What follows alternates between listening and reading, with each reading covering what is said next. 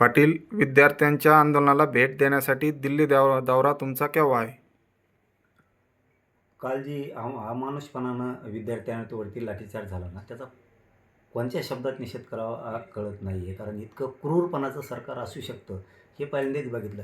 इथून पाठीमागं थोडंसं काय वाटलं नाही, परंतु काल ज्यावेळेस लाठीचार्ज झाला ना विद्यार्थिनीवरती, तर ते खूप मनाला लागलं की महाराष्ट्रात जर विद्यार्थ्यांना लोकशाही मार्गानं सरकार भाजपचं जगू देणार नसेल, तर या सरकारचा माज उतरवला पाहिजे. कारण हे जर लोकशाही मार्गानं जर आंदोलन करून देणार नसले, तर पोरांनी आणि विद्यार्थ्यांनी या देशातल्या जगायचं कसं, ह्यो प्रश्न खूप मोठा आता उभा राहिला आहे. किती दिवस सहन करायचं?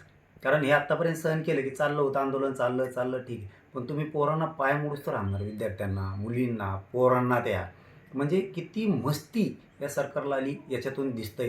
त्यामुळं सगळ्यांनी साथ देणं खूप गरजेचं आहे. म्हणून मी सुद्धा उद्या बुधवारी 22 तारखेला मी सुद्धा उद्या सकाळी 9 वाजता इथून निघतो. 11 वाजता आम्ही दिल्लीत पोहोचतो आहे. उद्या दिल्लीत आम्ही सगळ्या विद्यार्थ्यांची भेट घेणार आहेत. उपोषणला आपले सोनम सर बसले होते. त्यांनाही सोनम सरांना पाठिंबा देणं, देशातल्या आणि राज्यातल्या घराघरातल्या गावागावातल्या लोकांनी पाठिंबा देणं गरजेचं आहे.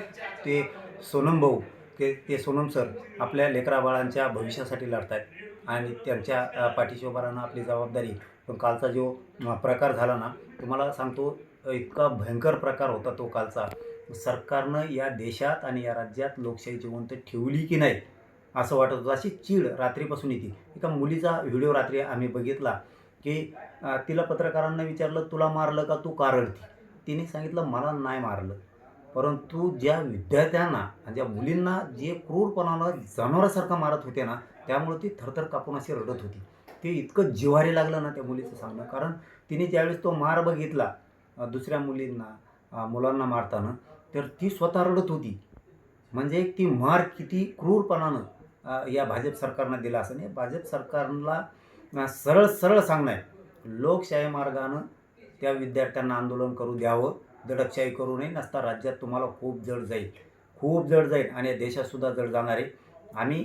आम्हाला ते सहन झालं नाही, म्हणून आपण घरात बसून काय करायचं, म्हणून आपण इकडचे महाराष्ट्रातले मी उद्याचे परवाचे सगळे दौरे रद्द केलेत आणि मी आता विद्यार्थ्यांसाठी आणि सोनम सर यांच्या भेटीसाठी, त्यांना पाठबळ देण्यासाठी आम्ही उद्याच्याला 22 तारखेला सकाळी 11 वाजता दिल्लीत जातो आहे. आम्ही छत्रपती संभाजीनगरहून विमानानं आता दिल्लीला तात्काळ निघालो आहे.